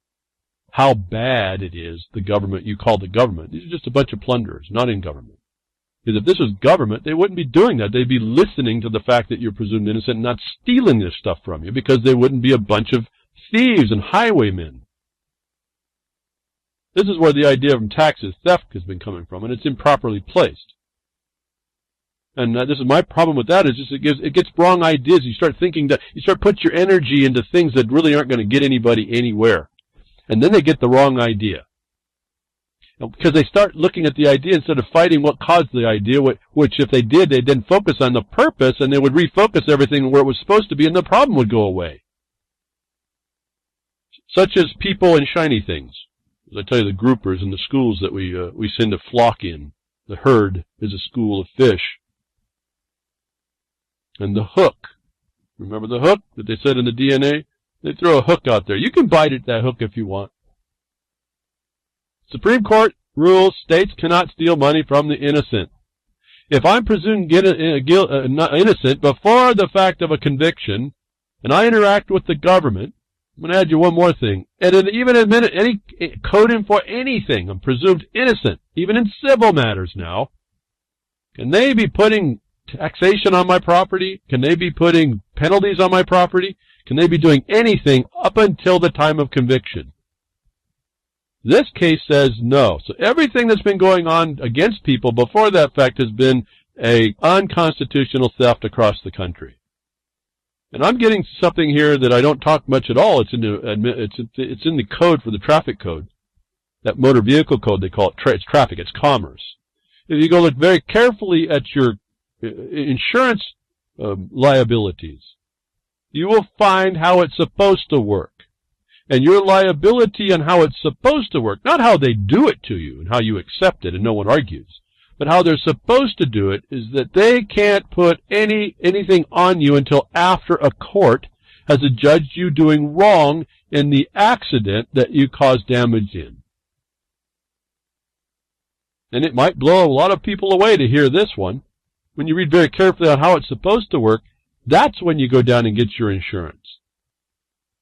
And the underwriter is supposed to give you a policy you can pay for and spread the harm of the damage you caused over time. And this is all supposed to be, again, for businesses. They all presume you to be a business, a corporate entity in the state doing business in the state.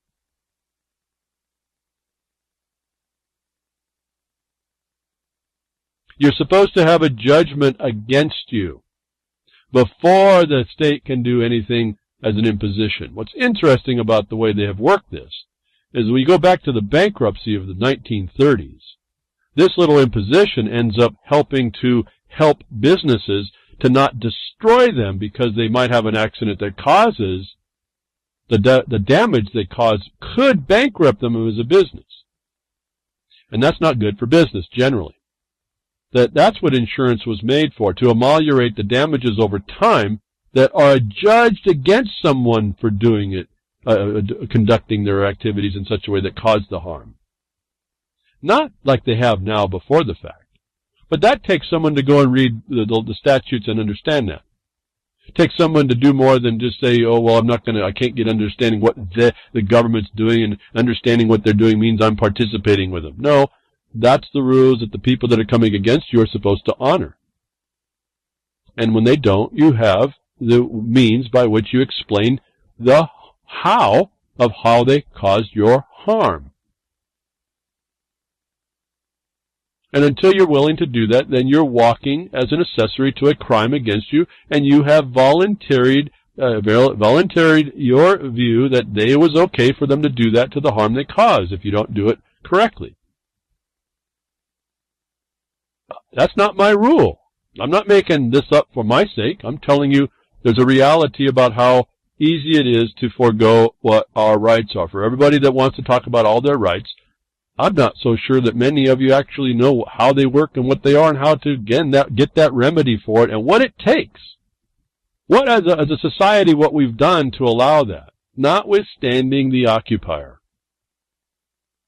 Remember that I'm talking to you about how you read the code and you see how it really works versus the way it's going. Should have been a problem for everybody a long time ago. That it hasn't is our problem. We now then fabricate all kinds of ideas around that, misinterpretation, misaction on our part as the thing we need to do, and that's again where we fall short. So, for as battered and tattered as it seems, there's a constitution, there's a presumption of innocence. I'm adding into this a little bit more for the way I work with it. I'm definitely going to be using this, no doubt. If people that are lawfully holding their property you have to prove that you have that property first of all, and there's ways to do that, whatever that way is. And you have no charge of crime or claim against you by conviction, there is nothing that they should be able to keep from you that's other than maybe the evidence that may show that you are in the criminal conduct. Everything else is off limits. It's not supposed to be tested. The government has no power to test it. It is a big principle to remember that the court just supported.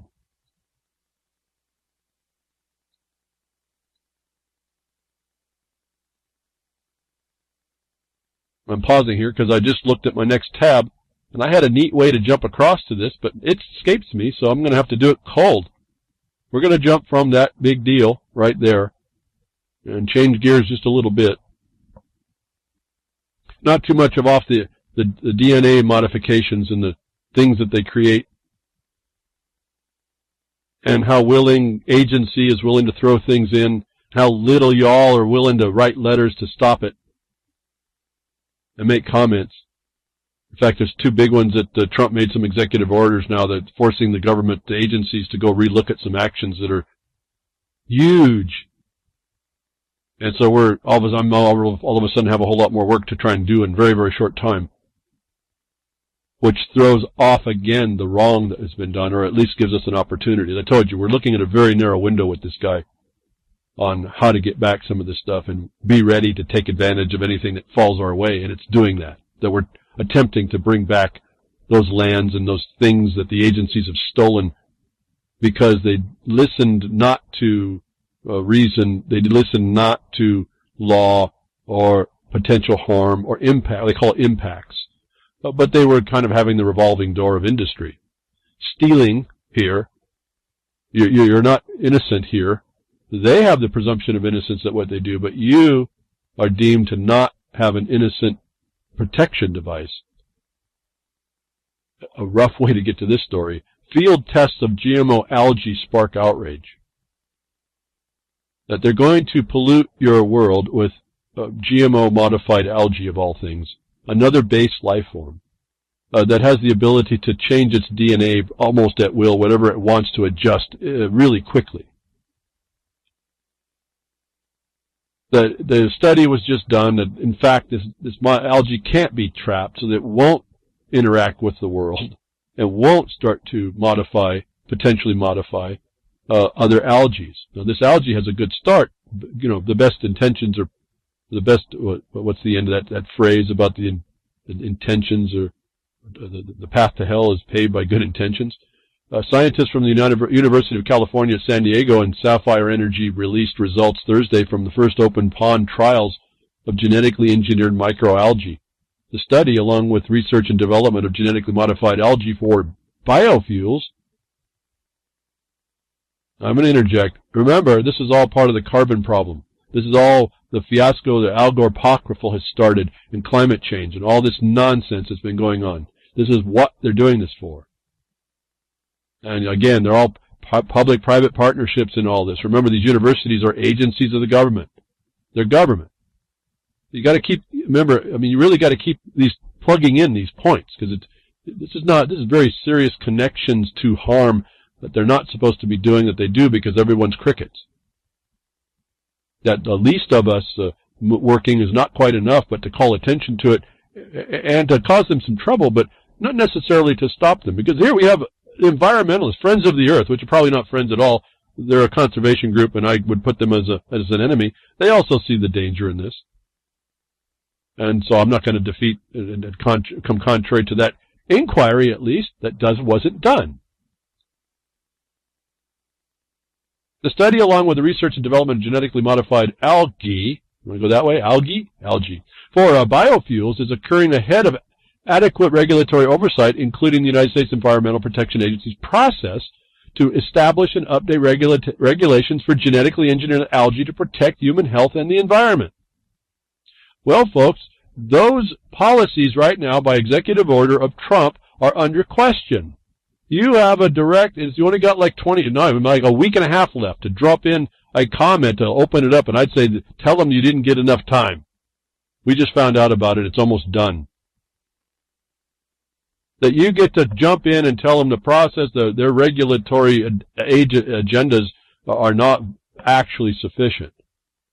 But anyway, this study confirmed that genetic engineered algae grown in open ponds will escape and spread into the environment. Once this genie is out of the bottle, there's no way to put it back, said Dana Pearls, senior campaigner with the Friends of the Earth. As a campaigner, I don't know about all that. I don't know about the Friends of Earth. They would be an enemy anywhere else to us. The point is that these genetically modified life forms aren't supposed to get out in the wild. There's apparently no proper functioning of the agencies to keep that in check, and I think a lot of this is no different than the problem that I was trying to help the Indians with up there in North Dakota. You don't want to listen to the requirements, and you don't want to do it right, correctly, set your records the way they need to, put the challenges where they need to be, and this stuff gets going through. And this is going to be a particularly pernicious one, where it's the Friends of the Earth, the environmental terrorists, who can't even stop this.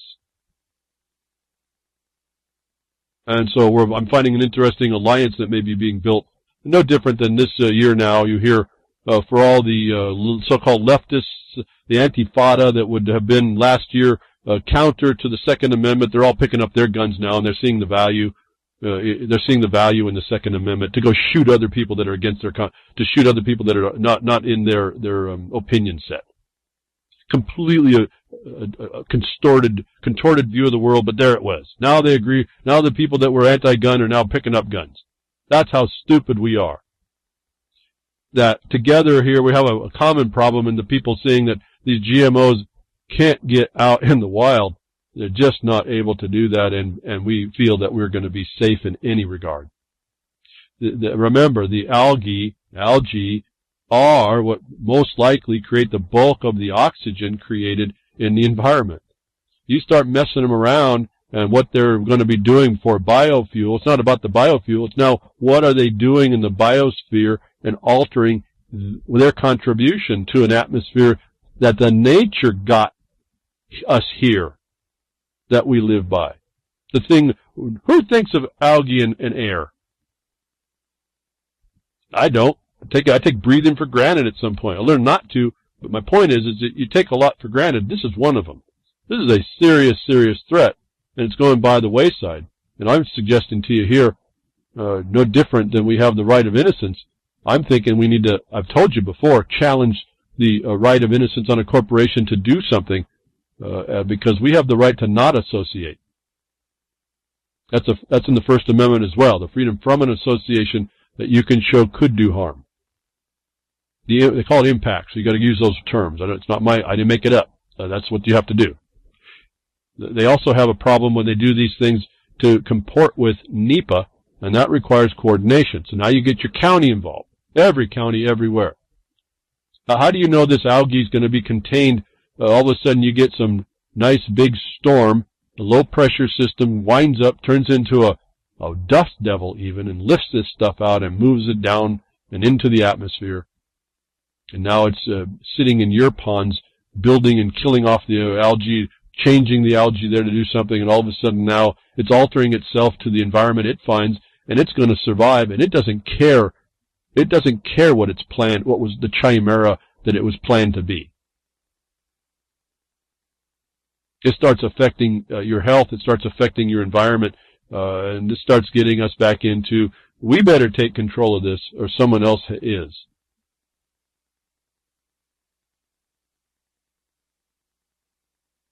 Now, moving into another important thing that happened, I'm a little bit confused, but I am a little bit confused on really what's happening. These things that are going on within the government, really, I told you, is about the bottom line.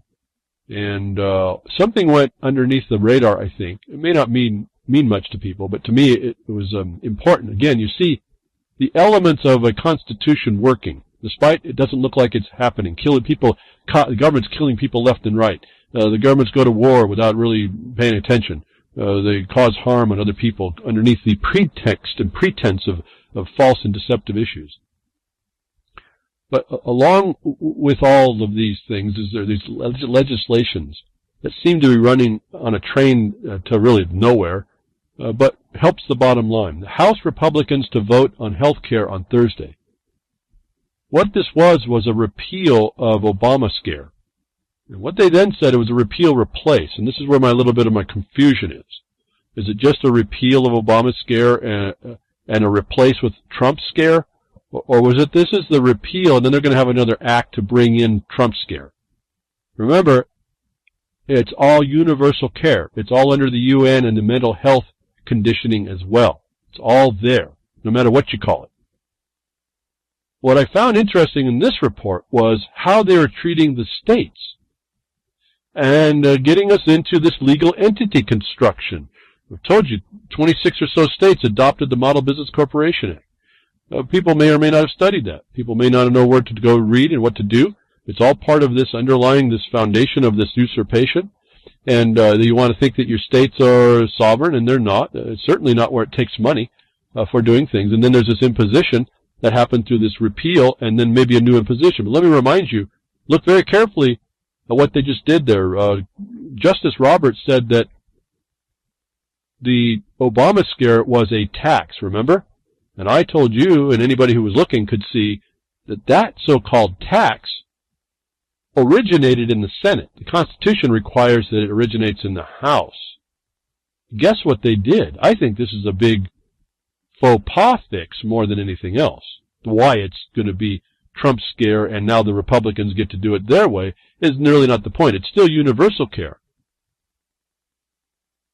And the states now are given so-called certain things which kind of indicate what their status is relative to this. that they started this bill in the House. They fixed the tax problem here, is what I think is going on. No difference. I mean, it's neither here nor there, but if you kind of miss the details, you miss the subtle consistency with constitutional matters. And I'm suggesting to you, when you see the consistency with the constitutional matters, that they appear to be getting away with stuff in other ways, only tells me that maybe me, don't understand how it is constitutional what they did. In other words, there's an underlying frame that is being followed, notwithstanding our misunderstanding and misapprehension of it. And so that's what I'm trying to, this is in a way a secret to you that I use when I start looking things that all of a sudden aren't going right, but they continue going. And they're not overturned. Maybe our perception is messed up. And that's where I told you start getting into not absolutes, but columns of potentials and possibilities. But this is okay. So now they've fixed their tax problem. This is a tax. I'm not going to get into all the nuances about it all and all the imposition. I'm not agreeing with it. I'm just saying this is what they've done. They're fixing this problem they had. And then they made a Trump scare. And this is what happens with the states as they say a benefit. And states that obtain waivers could charge those with pre-existing conditions much more. States would have to be able to show a mechanism for people to get coverage, such as high-risk pools. The Republican bill would provide $125 billion to help pay for the pool's high costs. Now, there's a whole lot to analyze here. I'm not going to do that. Let's go to the point of what triggered me to even comment on this. And states that obtain waivers. Remember, I've told you to go to your Administrative Procedures Act and look very carefully for all these regulatory impositions. They presume you to be in commerce anyway. They presume you to be a business by that same straw man deceit that they put on everybody, that you're just presumed that status. And where do we find the provision for waiver but in the Administrative Procedures Act for a business that's being harmed by an imposition, the provision of which is either waived or the government pays you to implement it? We see both provided for here. Let's go to the bottom first, and I'll go backwards, because this is probably how this will apply. The Republican bill would provide $125 billion to help pay for pools' high costs.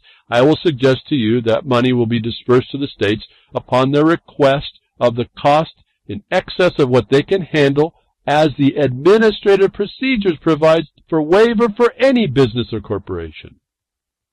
And when that money's not enough, the states will seek a waiver of the extra that they need to continue to do their thing. Is telling you that the states are conceived as nothing more than businesses.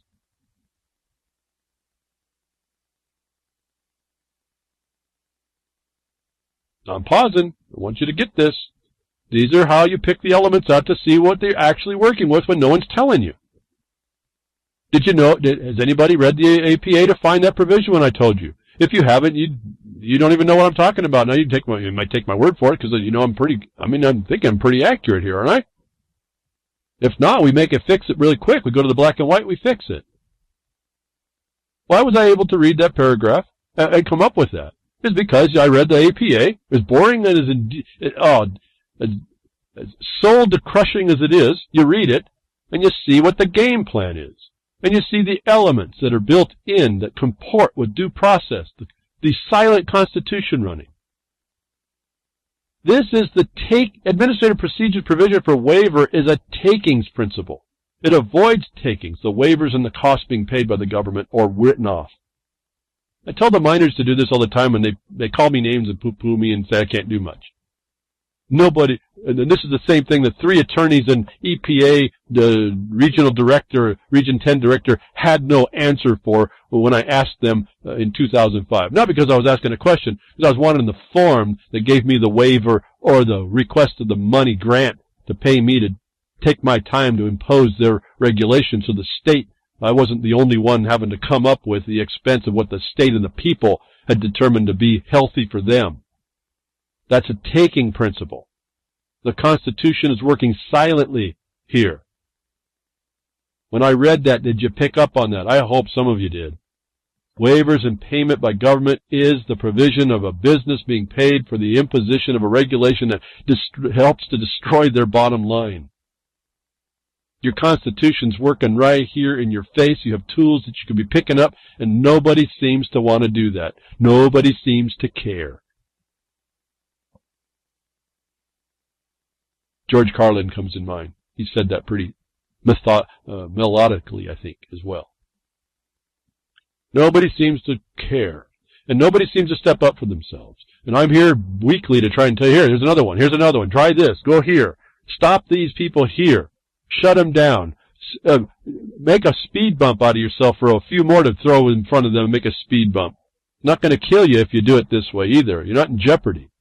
And it could provide a whole lot more protection while you're actually working the law that underlies this, which is that constitutional limitation. You learn the terrain in order to do this. You learn the terminology in order to do this. If you don't do this, what they plan for you comes on you. What you accept, what you buy in, is an acceptance of the outcome they've planned for you. What you plug into without your due diligence is probably not something you've made yourself. What you accept is really maybe even a measure of your moral integrity, if I'll be so bold to sound so judgmental on that, which I'm not. This is really a down deep heart check about what do we really believe in the world. What is really a principle that we really need to hold to without excuse? What will we do about it? Once we hear this next story, do we continue? Do we continue to move along, or do we start to make decisions that are better for us in this health? This is what I'm getting on the health side. I didn't do the jump very well, but the algae, whatever you want to pronounce it, the detriment to our environment, the allowance for it, those that want to care for you universally, globalistically, bringing this stuff on, making it their way, fixing problems that were right in front of you that no one said anything about, that they fix. It's going to continue to go through without an obstruction. That we then hear these things, the phones being tapped and all that, is not the limit of it, folks. All this encryption that doesn't work is not the limit. We have physiological problems. The environment and this algae that makes whatever byproducts it does can be contaminated. Do I think it actually will? Not really, but it contaminates a nature that has adapted to here. And it does it by an abrupt determination by man's interference. Is, I don't think, a good thing. But here's the story again about your phones. Concentrated evil. Children whose mothers use their mobile phones more than 4 times a day during pregnancy are more likely to be hyperactive, study says. Now, a lot of us might want to have a little bit more energy in our life, but I'm telling you not this way. Children whose mothers frequently spoke on the phone, mobile phones while pregnant are more than likely to be hyperactive. Youngsters aged 5 to 7 are 28% more likely to suffer if their mothers spoke on the mobile 4 times or for over an hour a day while expecting. Children whose mothers never used a mobile phone while pregnant have the lowest risk of behavioral and emotional problems. This may be due to radio waves known as electromagnetic radiation given off by mobile phones, which has uncertain health implications. I'll stop there. You make the determination. Remember, binary weapons and such, they want people to be dysfunctional. You see the emotional problems in the world developed also since phones. Are they causative? Is this a causative statement? How about I don't know? How about if we use this study to lead us into, go ahead and continue using those phones or shut them off? Understand the dangers that the governments legally put you into. They let you buy in and plug in to your harm. Along the lines I consider of health, and I told you this a while back, focus, if those of you in the 420 crowd, be really cautious of the recreational side. That needs a whole lot more work. Be careful when you settle yourself, and do settle yourself if you must, in the medical marijuana side. But be careful that now you can also be deemed to be construed to have a mental health disorder to do so. However, this is another way the government can check these things. In the war on drugs, so-called, Congress agrees to give Jeff Sessions, the Attorney General, $0 to wage war on medical marijuana. I wanted to speak to this to confirm to you. I told you they're going to probably back off on the medical side because the court cases are coming to protect that. Watch this. Doesn't make it illegal. It just shows you that appropriations of money are all important to the action and funding of the government. The Constitution is in work as silently as it appears and as abysmally as it seems to be working in this area, as I look down and see the word abysmal and parrot that word as a proper word in this whole entire problem. The war on drugs is such an abysmal failure. The government has become an abysmal failure, but we were duty bound to keep the republic the way it was supposed to be. So I'm not going to point my finger out too fast. What I'm going to say is that there's people out there that are working against their interests on a plan to do so. Those are committing treason. Those are criminals. Those are war criminals. But here's another control to your health. Again, marijuana to me is kind of an inert thing until I realized it was a plant, and that was where I was kind of interested. But now to find out that people actually get medical use out of it, despite the DEA's and the government's scheduling, is an important factor for you to see. If there's no and zero money given to wage war on anything, they cannot act in that part. And this I'm talking also to the miners, if you will, when the government said simply that Congress, in violation of its fiduciary, in 1993 says that the BLM will not take money, we will not give any money for them to take the money for your patent applications. And so as soon as the Congress made that stipulation about the appropriation of what the money has to go to, and the agencies have to follow that guidance, they stopped taking our patent applications, which is a fiduciary breach on many levels. The point is that the government can be constrained by where the money gets appropriated. And so this is another point of departure for you to start exposing that you can work through one of the many dimensional avenues to advocate for money not being spent somewhere to control it. Do I like having to do that? No, but I don't know what else to do in this world. I don't have anybody talking to me with a better idea, I guess is the point. It was ours to keep, and we've let it slip through. And now they're working on our memory, and they're working against our own being. They're working against our health. They're working on the environment to beat you down. And yet there sits silent this Constitution that works right in front of us, and we all complain about it. None of us use it. And I'll just put that in a general, none is a general conversation. None of us use it. So, we can have all our arguments, and we can sit there and argue amongst ourselves and do nothing, or we can turn all our knowledge into the proper place and start to become a force to be reckoned with. Thank you for tuning in today. I hope I've said something that gives you an insight, empowers that, puts that power to you to makes you move a little bit better in the direction you need to. Thank you, Grimner, for RealLibertyMedia.com and the Blogcaster and the archive and all you do there in freedomsnetwork.com. A social network, and Jules, podcast, pastcast, and recast on ucy.tv, and all you did to develop that, and on YouTube as well. Thank you very much there, and you terrestrial broadcasters. I appreciate what all you're doing. One quick note, quickly, if you're finding, I just wanted to know, check, is the quality of the broadcast okay on the RLM site? And if not, go over to the Spreaker site to get a higher feed rate for the FM, if that's it. I'll be with you next week. Tech Diffs, nature willing.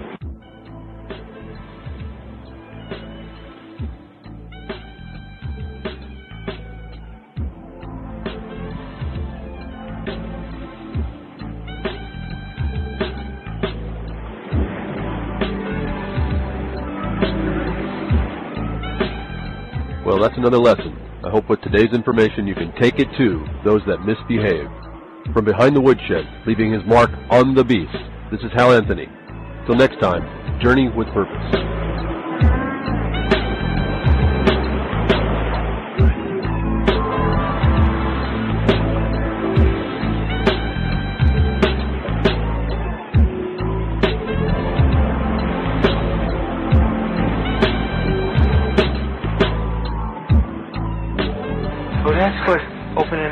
can of whoop-ass feels like.